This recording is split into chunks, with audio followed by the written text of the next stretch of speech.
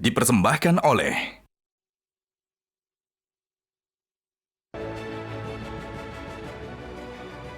Temu lagi di Hot Room. Pinjol masuk kampus. Namun kopi kesayangan Hotman Paris, white coffee, kopi luwak tidak boleh dilupakan. Kopi terbaik. Oke. Pinjol masuk karena uang kuliah tinggi. Kenapa uang kuliah tinggi? Inilah yang terjadi yang saya alami kasus benaran. Rektor Universitas Udayana, ya, karena cuma 28% dana dari pemerintah untuk membiayai kampus, maka solusinya adalah dari uang kuliah tahunan dan sebagian dari jalur mandiri yaitu SPI, sumbangan pengembangan institusi. Oke. Tiba-tiba ada oknum aparat hukum yang tidak suka gara-gara sumbangan SPI saudaranya tidak dibebaskan. Akhirnya si rektor tersebut disidik bahkan dipenjara dengan alasan uang SPI tersebut katanya korupsi. Padahal uang SPI tersebut sumbangan mahasiswa 100% masuk universitas. Tidak ada 1 sen pun masuk kantong dia. Betul. Setelah saya berdebat di persidangan, akhirnya tentang korupsinya tidak jadi dituntut. Dicarilah alasan kedua, pungli. Alasannya katanya uang tersebut dimasukkan, disimpan di bank, diendapkan lama, bunganya kecil. Saya tanya, berarti kalau bunganya besar bukan pungli. Itulah tragedi karena memang universitas kekurangan dana, sehingga rektornya pun sudah ada yang masuk penjara. Cuma anehnya, hampir semua universitas di Indonesia negeri juga memakai sumbangan SPI jalur mandiri. Cuma rektornya semua pengecut, nggak ada yang membela temannya rektor Universitas Udayana. Nggak ada yang bersuara karena takut disidik kejaksaan lo ya, semua rektor-rektor universitas negeri ya. Kamu pengecut, tidak ada yang berani bicara pada saat rektor Universitas Udayana masuk penjara. Oke, Pak Yogi, ITB, mahasiswa ITB, apa yang menjadi dasar komersialisasi tuduhan Anda terhadap kampus sekarang ini? Ya, yang menjadi dasar tuduhan terkait komersialisasi kampus ya Pak, ya pada dasarnya memang terkait dengan kebijakan rektor yang terakhir ini Pak. Ya. Bahwasannya lagi-lagi saya tekankan bahwasannya kami mahasiswa ITB sedari awal memang meyakini bahwasannya kampus ini merupakan semua putra-putri terbaik bangsa memiliki hak yang sama untuk bisa berkuliah di ITB, terlepas dari latar belakang ekonomi dan lain sebagainya. Namun yang sangat disayangkan adalah bahwasannya kebijakan-kebijakan dari rektorat selama 1 tahun ke belakang ini dirasa cukup memberatkan teman-teman mahasiswa. Apa? Baik, kalau di ini ITB ya? Di ITB Pak. Kayak apa misalnya? Baik, di awal tahun 2023 Ibu Rektor membuat suatu kebijakan di mana mahasiswa tidak bisa mendownload yang namanya kartu studi mahasiswa sebelum dia membayarkan UKT. Lalu di pertengahan tahun kemarin kemudian untuk mahasiswa baru yang mau melakukan pendaftaran ulang untuk bisa mengajukan keringanan UKT dan lain sebagainya, mereka diwajibkan untuk mengajukan DP sebesar 5 juta rupiah. Sedangkan banyak dari teman-teman mahasiswa yang merasa ini nggak mampu. Lalu diperparah lagi dengan kebijakan yang baru ada di awal tahun ini. Yang seperti saya sebutkan sebelumnya, bahwasannya ketika mereka masih memiliki tunggakan, bukannya ITB memberikan solusi dalam bentuk beasiswa, solusi dalam bentuk skema bantuan lainnya, malah mereka menawarkan pinjaman online atau mereka harus dipaksa untuk cuti gitu Pak. Hal tersebut yang kemudian kami rasa ini menjadi suatu indikasi adanya komersialisasi pendidikan, di mana lagi-lagi seharusnya ITB, seharusnya perguruan tinggi negeri ini bisa menjamin hak-hak seluruh anak-anak bangsa. Berapa uang kuliah UKT setahun? UKT by default itu 12,5 juta untuk jalur reguler Pak. 12, juta. Untuk itu mandiri, untuk mandiri 25 juta. 12,5 juta juga nggak sanggup bayar. Banyak yang nggak sanggup bayar. Apalagi harus bayar bunga 24% belum pergi Benar, penalti. menjadi kurang lebih 15,5 juta rupiah Bang. Ya. Terus?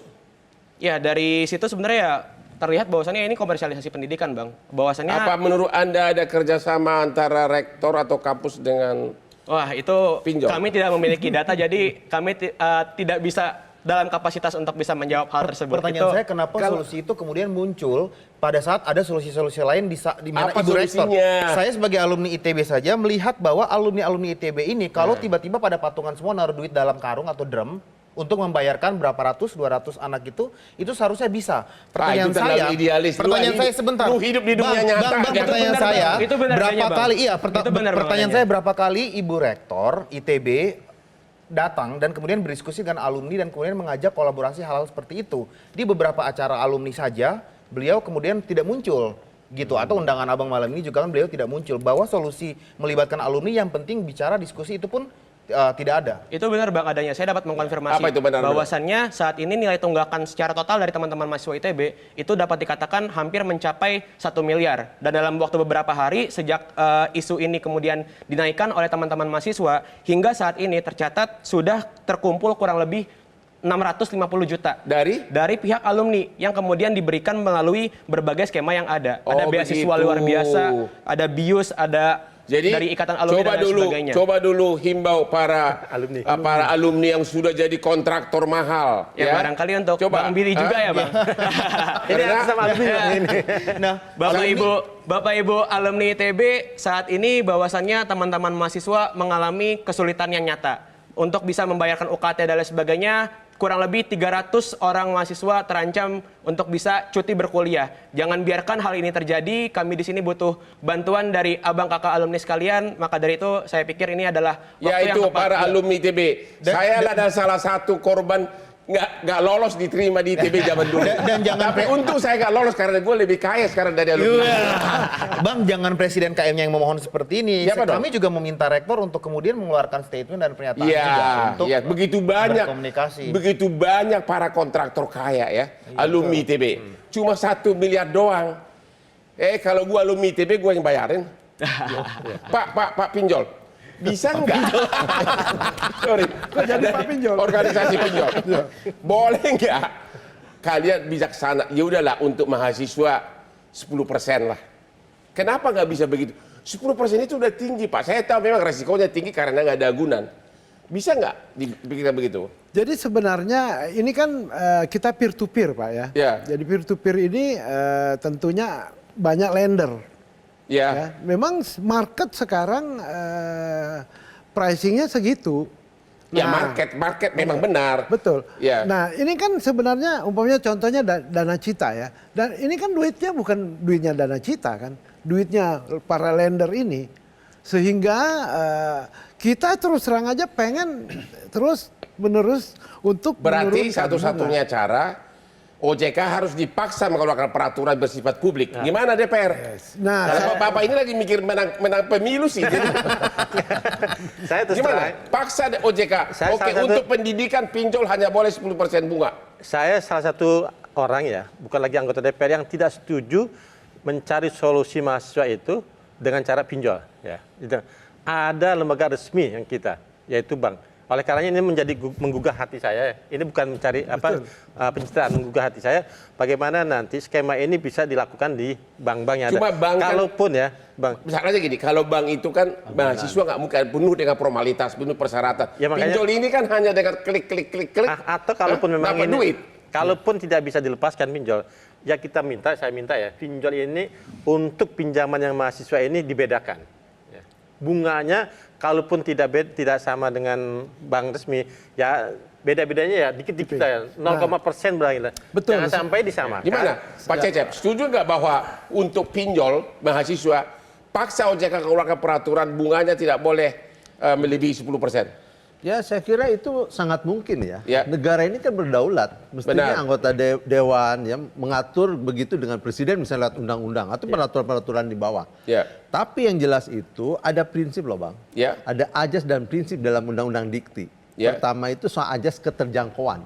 Nah jadi sebenarnya perguruan tinggi itu harus berajasa keterjangkauan para mahasiswanya. Ya gimana bisa jangkau kalau nggak ada uang gimana bisa beroperasi? Pemerintah hadir di situ mencerdaskan kehidupan bangsa. Nggak ada duitnya Pak, APBN-nya nggak cukup. Nah itu dari DPR yang kemudian Dewan yang mengalokasikan lebih dari 2,7%. Tadi kita karena nggak ada duit beli pesawat Alusita juga harus yang bekas karena nggak ada duit. Pak jangan bawa ke pesawat dong Pak. Ya karena nggak ada duit, itu karena nggak ada duit. Saya kira ini membuka mata hati saya Bang ya. Saya dalam waktu dekat akan diskusi dengan teman-teman di Komisi 10 memanggil semua pinjol ini dan rektor-rektor setelah bank bagaimana mencari solusi yang terbaik. Tolong Pak, mumpung jabatan Bapak ada 10 bulan lagi kan? Itu minimum tolonglah. 10 bulan lagi biar ada kenangan. Sebenarnya ada solusi yang saat ini kan OJK juga mendorong untuk lender ini dari bank.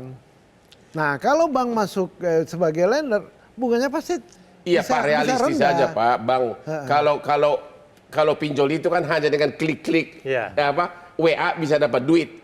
Ya memang resikonya tinggi. Enggak juga gitu, kita akui. Kan ada analisa. Ya tapi beda macam. lah. Dengan bank kan bisa prosedurnya, jangan-jangan nanti minta agunan. Sawah di kampung diagunkan. Enggak. Jadi fintech lending ini Bang, saya enggak menyebut pinjol karena pinjol adalah yang ilegal.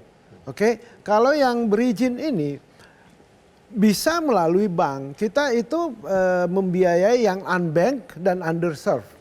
Masyarakat yang tidak bisa masuk persyaratan di bank. Jadi kemungkinan kalau mahasiswa itu karena peraturan dan SOP-nya itu tidak bisa masuk persyaratannya di bank. Bisa melalui fintech, tapi lendernya bank. Akhirnya bunga ini bisa turun.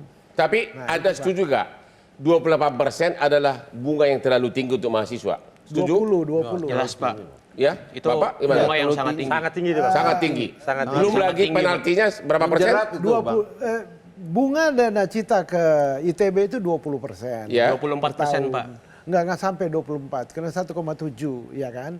1,6 dan 1,7% per bulan. Jadi sekitar 20% Bang. Nah, sementara penaltinya itu juga 1,7% Itu per hari?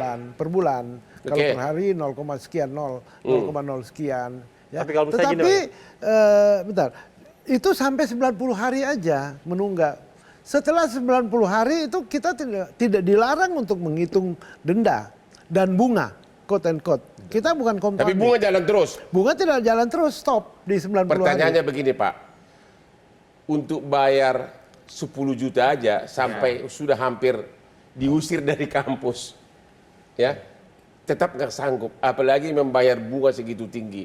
Ya memang sih fintech berhak bisnisnya, tapi pertanyaannya apakah bukan merupakan bom waktu ini kalau fintech masuk kampus? Benar. Kalau saya gini, ini worst case tersebut terjadi Pak. Seleksi, karena kita ada aturan dari OJK harus prudent. Jadi kalau yang tidak sanggup pasti tidak pernah dikasih. Ya, kalau dia sanggup dia akan bayar kuliah Pak. Gimana? Bukan, Seharusnya Pak, sanggup untuk bayarnya. Saya pikir oke, berbicara regulasi dan lain sebagainya, tapi seharusnya yang menjadi salah satu pertimbangan baik ini dari perusahaan fintech ataupun dari Bapak Ibu yang terhormat yang ada di DPR adalah bagaimana worst case-nya kemudian jikalau para mahasiswa ini itu gagal membayarkan bunga Akan dikirim yang rambunya kayak gini. Itu Pak, itu kuncinya Pak. Saudara-saudara saya. Kemudian bagaimana mahasiswa-mahasiswa ini kemudian dapat fokus berkuliah ketika memang mereka mendapatkan tekanan secara pikiran untuk membayarkan bunga dari pinjaman online tersebut. Makanya tadi saya katakan, setuju gak kalian? Kalau tidak dibayar, pasti debt collector akan datang ke depan rumahnya. sudah pasti. Soal caranya itu lain hal dulu. Setuju nggak? Pasti. Ada prosedur. Saya pikir kewajiban membayar itu tetap memberatkan, Pak. Dia memberikan dana aja dengan tinggi itu. Tadi saya tawar nggak bisa.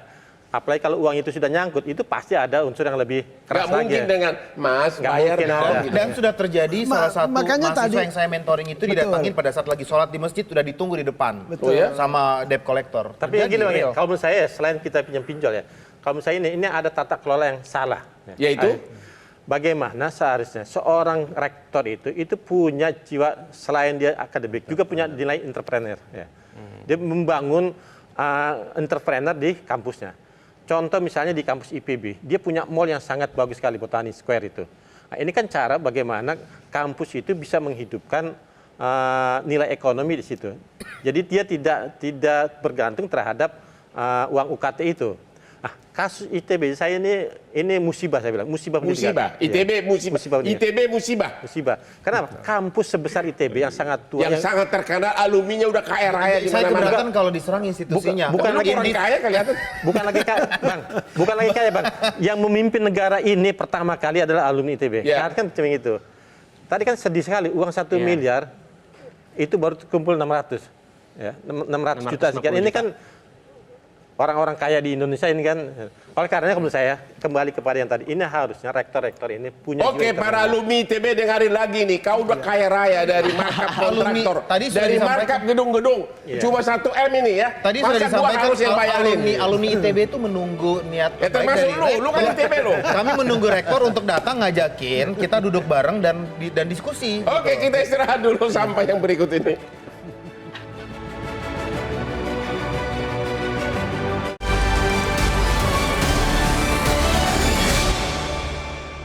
Dipersembahkan oleh